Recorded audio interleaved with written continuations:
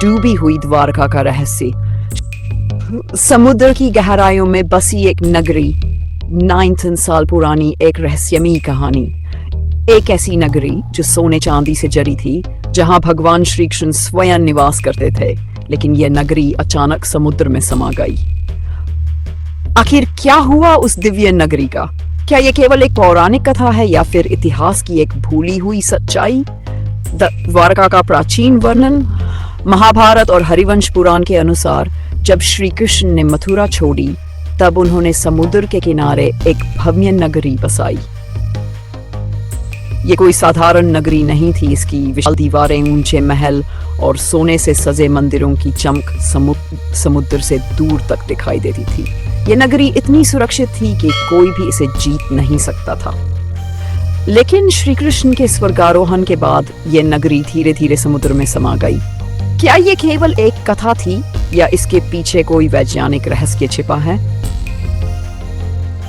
Scientific discovery, चौंकाने वाले सबूत। इनोस 18 में भारतीय पुरातत्वविद एस राव की टीम ने अरब सागर में गोता लगाया और जो उन्होंने देखा वह चौंकाने वाला था। समुद्र के नीचे विशाल दीवारें, खंभे, पत्थरों की सड़कें और अद्भुत स्थापत्य के खंडहर पाए गए। क्या ये वही द्वारका थी जिसका वर्णन महाभारत में मिलता है? इतना ही नहीं, जब इन अवशेषों की कार्बन डेटिंग की गई तो वैज्ञानिक भी हैरान रह गए। ये संरचनाएं 9,000 साल पुरानी हो सकती हैं। अगर ये सच है तो क्या इसका मतलब यह है कि महाभारत केवल एक कथा नहीं बल्कि इतिहास है?